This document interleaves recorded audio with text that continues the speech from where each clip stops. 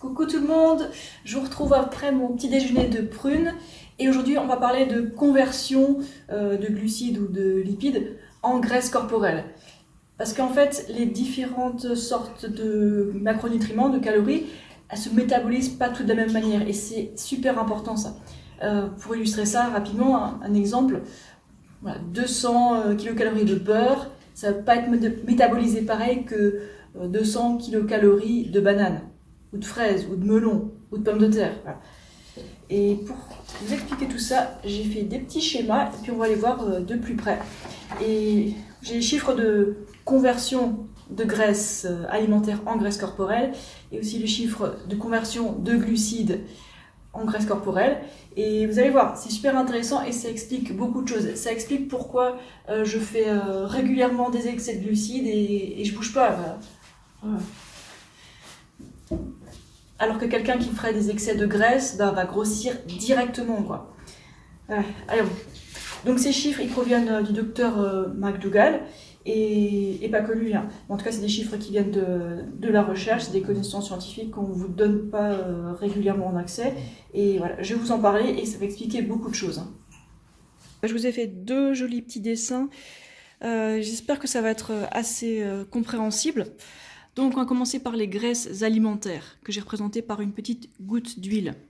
Et ce qui nous intéresse ici, c'est qu'est-ce qui se passe en cas d'excès de graisse. Si on a un excès calorique, où vont les excès de lipides? Ils vont être transformés directement en graisse corporelle, sans transformation chimique. Il y aura juste 3% de perte d'énergie dans la conversion. Hein. Donc attention, hein. Les excès de graisse, ça va être stocké. Et les excès de graisse que vous ne mangez pas, que vous évitez, ce sera de l'excès de graisse que vous éviterez de stocker. Okay. Et oui, même quand c'est des graisses saines, quand on fait des excès, hop, c'est stocké. Et des fois c'est souhaitable, hein, et puis généralement non. Ensuite, les glucides alimentaires que j'ai représentés par des jolis petits raisins, qui sont très riches en glucides, voilà, et pauvres en graisse. Qu'est-ce qui se passe quand on mange trop de glucides? Enfin, trop, je veux dire un excès calorique de glucides. Alors, cet excès calorique, il faut savoir qu'en priorité, ils vont être stockés dans les muscles sous forme de glycogène. Hein, et c'est pas de la graisse, ça. Et pour ce stockage, il faut 3 grammes d'eau pour stocker 1 gramme de glucides. Hein. Voilà, petite goutte d'eau, pensez à boire de l'eau.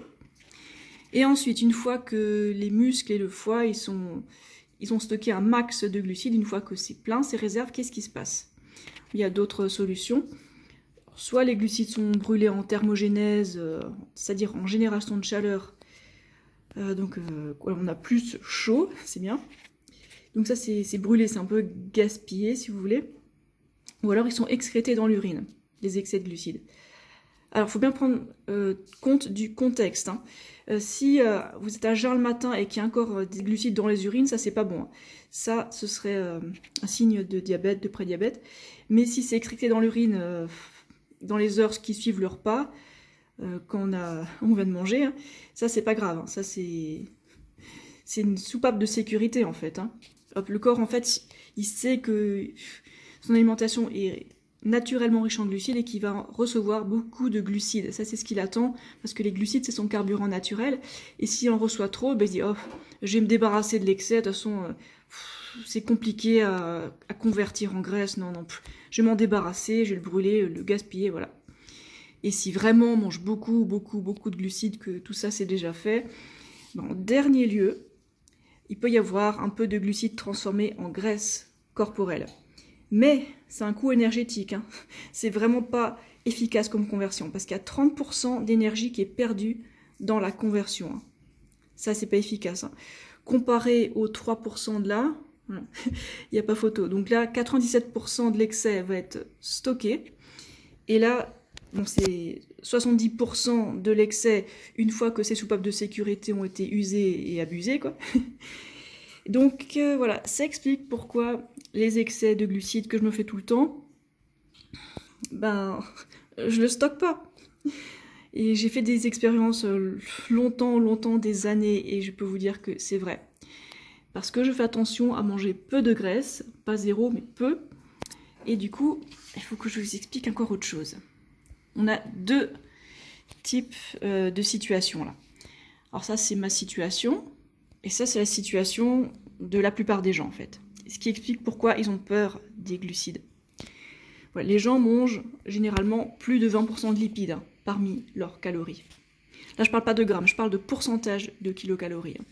Donc là, on a le sang qui est si bien dessiné, et là, on a une cellule. Voilà, c'est assez simple.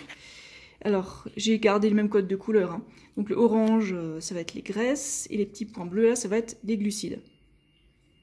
Et là, le machin vert, c'est un récepteur d'insuline, ce qui va permettre aux glucides d'entrer dans la cellule. Alors vous voyez bien, le sang il est un peu saturé là par rapport à là-haut. Ça fonctionne pas très bien, c'est un peu bouché. Ben voilà, on voit que ce récepteur est bouché par de la graisse. C'est embêtant ça. Et du coup, la cellule manque de glucides, il y a trop de glucides qui traînent dans le sang, c'est embêtant, ça fait des pics de glycémie, c'est pas cool. Vous savez où ça mène, ces problèmes-là. Et voilà, comme les gens mangent trop de graisse, la graisse sature la cellule, ça bouche les récepteurs d'insuline, ce qui fait que l'insuline est inefficace pendant à peu près 12 heures. Bon, ça peut être plus si vraiment il y a des gros excès de graisse, mais ça c'est assez embêtant, parce que quand l'insuline est inefficace, le récepteur d'insuline est bouché, comme je l'ai montré, il est bouché par la graisse, temporairement. Donc ça veut dire que une fois que les excès de graisse ont été un peu brûlés là et évacués là, ça pourra fonctionner de nouveau correctement. Ça pourra permettre enfin aux glucides d'aller là où ils veulent aller. Mais bon, pour l'instant, tant qu'il y a une saturation de graisse, c'est embêtant, ça empêche l'insuline de fonctionner correctement et les glucides sont bloqués dans le sang parce qu'ils ne peuvent pas entrer dans la cellule. Voilà, j'espère que vous avez compris. Et le problème avec tout ça, c'est que non seulement il y a des problèmes dans le sang, mais en plus la cellule est nourrie seulement partiellement. Ok, elle a des graisses à brûler, mais bon, c'est pas idéal, c'est pas son carburant favori. Les glucides donneraient beaucoup plus d'énergie pour bouger, penser. Et là, en fait, le corps, on va dire qu'il est nourri à moitié, quand la graisse bouge tout, Et le métabolisme est ralenti, parce que quand il n'y a pas assez de glucides là, nos petites mitochondries que vous avez peut-être appris en biologie à l'époque à l'école, ces mitochondries, elles ne fonctionnent pas à plein régime parce qu'il leur manque des glucides. Voilà, ça c'est le cas classique. Et en fait, si quelqu'un a déjà beaucoup trop de graisse dans le sang et qu'il mange plus de glucides, les glucides vont rester bloqués là, c'est très embêtant. Et voilà, c'est pas un cas idéal. Et ça c'est mon cas, mais pas seulement le mien, c'est le cas de toutes les personnes qui mangent, on va dire 10% de lipides, voire un peu moins. Et ce qui se passe, c'est que il y a beaucoup moins de graisse qui encombre le sang. Le récepteur d'insuline, là, c'est bon, il est libre, il peut fonctionner correctement, c'est comme une serrure. Et la clé, qui est l'insuline, elle fonctionne normalement. Et ce qui fait que les glucides vont dans les cellules là où ils ont besoin d'aller, ils vont nourrir la cellule, et tout fonctionne correctement. L'insuline, le petit récepteur d'insuline qui est sur la cellule, bon, il y en a plus, mais bon, c'est juste schématique. La cellule, elle est nourrie, elle a surtout des glucides, et voilà, le métabolisme fonctionne plus rapidement. Voilà, donc c'est pour ça que mon métabolisme est rapide, c'est parce que je limite mes lipides et je mange assez de glucides. Voilà, c'est comme ça qu'il faudrait faire, Et ouais, on est des mangeurs de glucides. Voilà, tout ça pour dire que n'ayez pas peur des glucides, n'ayez pas peur des bananes ou du riz, des pommes de terre, tout ça. C'est bon pour vous, c'est la nourriture parfaite pour l'humain. Les glucides sont le carburant préféré du corps. La graisse, c'est du stockage à long terme, souvenez-vous-en. Les glucides se brûlent vraiment rapidement, ceux qu'on stocke sous forme de glycogène. Et par contre, les graisses qu'on stocke, ça se brûle lentement.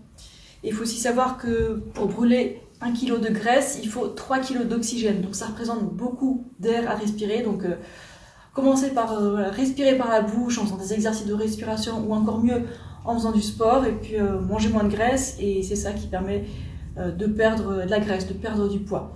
Bon, si vous voulez prendre de la graisse, mangez plus de graisse et puis respirez seulement par le nez. Voilà, c'est ce que je ferais. Et si vous avez appris quelque chose, pensez à laisser un pouce vers le haut, à vous abonner. Et je vais vous faire encore plein de vidéos pour vous montrer ce que je mange, expliquer plein de choses. Peut-être que je vais aussi vous emporter avec moi dans des balades dans la montagne.